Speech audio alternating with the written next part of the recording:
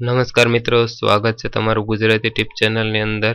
તો દોસ્તો, કમ્પ્યુટર પરીક્ષા લક્ષી જે આ પ્રશ્નો અને તેના જવાબની સિરીઝ આપણે ચાલુ કરી છે. તો દોસ્તો, આ સિરીઝનો આપણે ભાગ બીજો જોઈ રહ્યા છીએ. તો જે મિત્રોએ હજુ સુધી અમારી ચેનલ સબસ્ક્રાઇબ નથી કરી તેને જણાવવાનું કે પ્લીઝ અમારી ચેનલ સબસ્ક્રાઇબ કરી સાથેનું બેલ આઇકન જરૂર દબાવજો, જેથી કરીને અમે સિરીઝના નવા કોઈ પણ ભાગ અપલોડ કરવી કે તરત જ તમને નોટિફિકેશન દ્વારા છે જાણ થઈ શકે. તો ચાલો આગળ જોઈએ. તો ISP નું પૂરું નામ શું છે? તો ISP નું પૂરું નામ છે ઇન્ટરનેટ સર્વિસ પ્રોવાઈડર. ત્યારબાદ જોઈએ આપણે ઇન્ટરનેટને ડાયલ-અપ કનેક્શનમાં ટેલિફોન લાઇન ઉપરાંત બીજું કયું સાધન હોવું જરૂરી છે? તો ઇન્ટરનેટ ડાયલ-અપ કનેક્શનમાં ટેલિફોન લાઇન ઉપરાંત બીજું મોડેમ સાધન હોવું જરૂરી છે. ત્યારબાદ જોઈએ આપણે GSWAN નું પૂરું નામ શું છે? તો GSWAN નું પૂરું નામ છે Gujarat state wide area network. ત્યારબાદ જોઈએ આપણે CCC નું પૂરું નામ શું છે અથવા તો આખું નામ શું છે? તો CCC નું પૂરું નામ છે કોર્સ ઓન કમ્પ્યુટર કન્સેપ્ટ. ત્યારબાદ જોઈએ આપણે ઓજસ વેબસાઇટનું પૂરું નામ શું છે? તો ઓજસ વેબસાઇટનું પૂરું નામ છે ઓનલાઈન જોબ એપ્લિકેશન સિસ્ટમ. ત્યારબાદ જોઈએ આપણે વિન્ડોઝ ઓપરેટિંગ સિસ્ટમમાં કયા ઓપ્શનથી માઉસનું ક્લિક બદલી શકાય છે? તો વિન્ડોઝ ઓપરેટિંગ સિસ્ટમની અંદર કંટ્રોલ પેનલનું જે ઓપ્શન આવે છે તેની મદદથી આપણે માઉસનું ક્લિક બદલી શકીએ છીએ. ત્યારબાદ જોઈએ આપણે ડોક્યુમેન્ટની હાર્ડ કોપી કાઢવા માટે કયા સાધનનો ઉપયોગ થાય છે? તો ડોક્યુમેન્ટની હાર્ડ કોપી કાઢવા માટે પ્રિન્ટરનો ઉપયોગ થાય છે. ત્યારબાદ જોઈએ 2003માં MS એક્સેલમાં કુલ કેટલી આડી હરોળ એટલે કે રૂઝ આવેલી હોય છે? તો 2003 MS એક્સેલની અંદર રૂ છે 65,536 આવેલી હોય છે. તો તેવી જ રીતે MS એક્સેલમાં કુલ ઊભી હરોળ એટલે કે કોલમ્સ કેટલી આવેલી હોય છે? તો કોલમ્સ 256 અને રો છે 65,536. ત્યારબાદ જોઈએ આપણે MS એક્સેલમાં કઈ સંખ્યાનું વર્ગમૂળ શોધવા માટે કયા વિધેયનો ઉપયોગ કરવામાં આવે છે? તો MS એક્સેલની અંદર કોઈ પણ સંખ્યાનું વર્ગમૂળ શોધવા માટે છે XQRT જે વિધેય આવે છે તેનો ઉપયોગ કરવામાં આવે છે. ત્યારબાદ જોઈએ આપણે MS વર્લ્ડમાં ડિફોલ્ટ ફોન્ટ સાઇઝ કેટલી હોય છે? તો MS વર્લ્ડની અંદર સામાન્ય રીતે ડિફોલ્ટ ફોન્ટ સાઇઝ છે 11 હોય છે. ત્યારબાદ જોઈએ આપણે MS વર્લ્ડમાં ફોન્ટ સાઇઝ વધારવા માટેની શોર્ટકટ કી કઈ છે? તો MS વર્લ્ડની અંદર ફોન્ટ સાઇઝ વધારવા માટે શોર્ટકટ કી છે Ctrl+Shift+, અથવા તો <. ત્યારબાદ જોઈએ આપણે ભારતમાં બનેલું સર્વપ્રથમ કમ્પ્યુટર કયું છે? તો ભારતની અંદર બનેલું સર્વપ્રથમ કમ્પ્યુટર છે પરમ. ત્યારબાદ જોઈએ આપણે કમ્પ્યુટર લિટરસી ડે ક્યારે ઉજવવામાં આવે છે? તો કમ્પ્યુટર લિટરસી ડે એટલે કે કમ્પ્યુટર સાક્ષરતા દિવસ 2 ડિસેમ્બરે ઉજવવામાં આવે છે.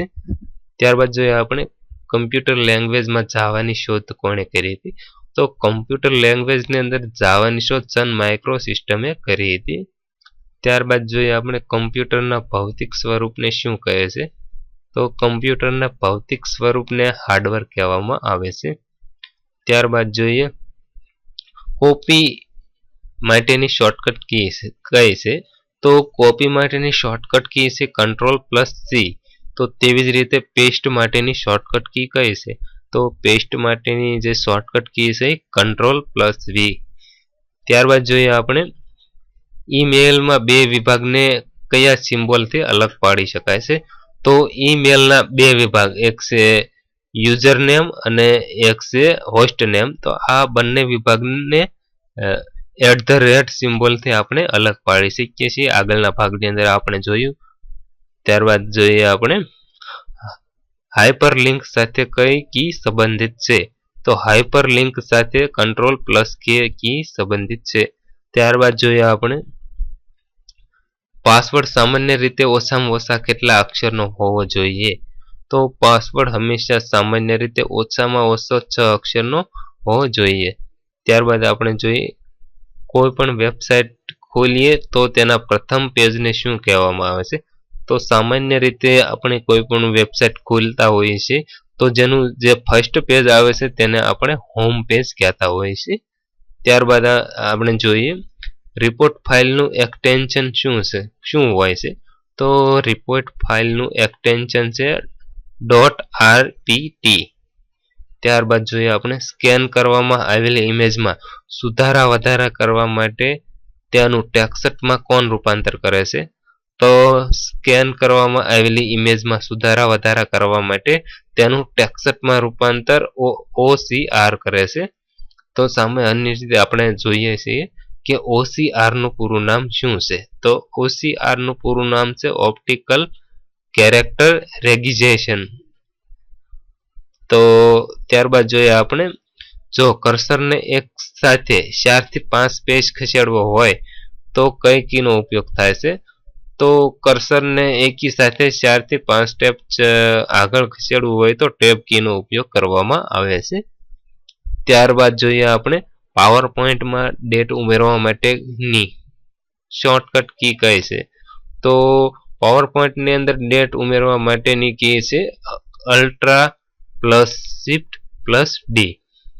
ત્યારબાદ જોઈએ આપણે પાવર પોઈન્ટમાં દરેક સ્લાઇડને એકબીજા સાથે જોડવા કઈ કમાન્ડની મદદ લેવાય છે? તો પાવર પોઈન્ટની અંદર દરેક સ્લાઇડને એકબીજા સાથે જોડવા માટે સ્લાઇડર સોર્ટની મદદ લેવામાં આવે છે. ત્યારબાદ જોઈએ આપણે પાવર પોઈન્ટમાં તૈયાર થયેલ પ્રેઝન્ટેશનની પ્રથમ સ્લાઇડ કેવી સ્લાઇડ કહેવામાં આવે છે?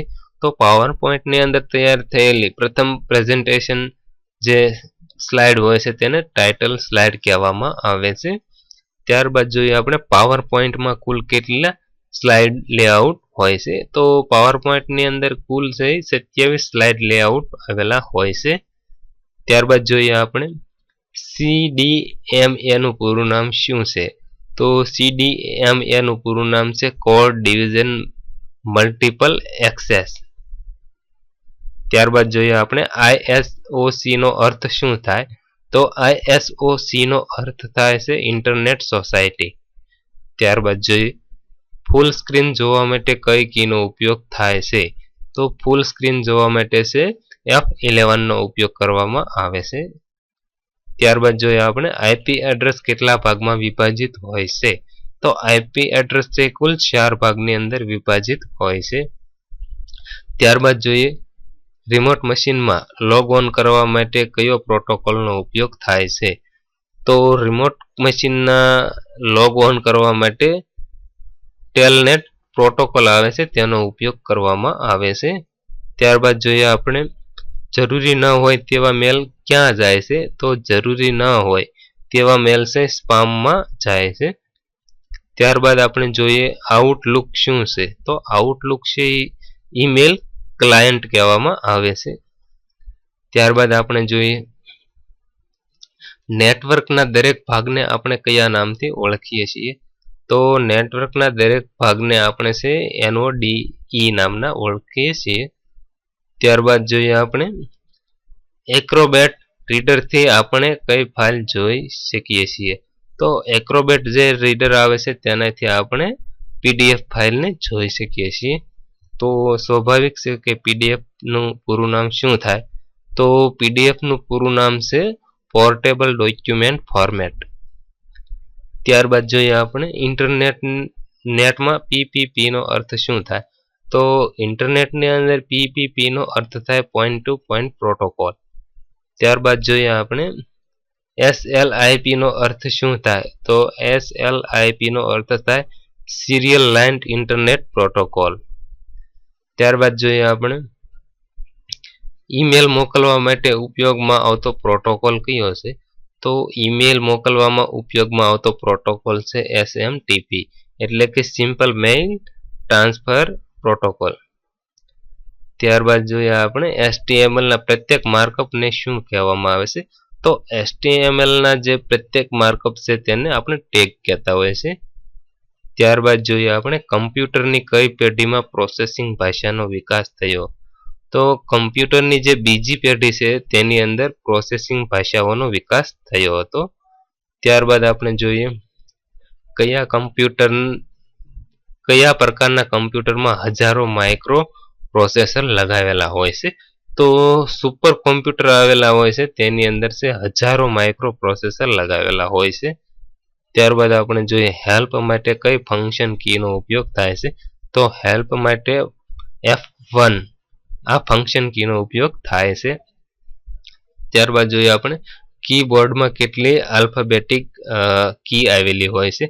તો કીબોર્ડની અંદર કુલ 26 જેટલી આલ્ફાબેટિક કી આવેલી હોય છે. ત્યારબાદ આપણે જોઈએ કર્સરને પાછલા પેજમાં લઈ જવા માટે કઈ કીનો ઉપયોગ થાય છે? તો કર્સરને પાછલા પેજની અંદર લઈ જવા માટે પેજ અપ કીનો છે ઉપયોગ થાય છે.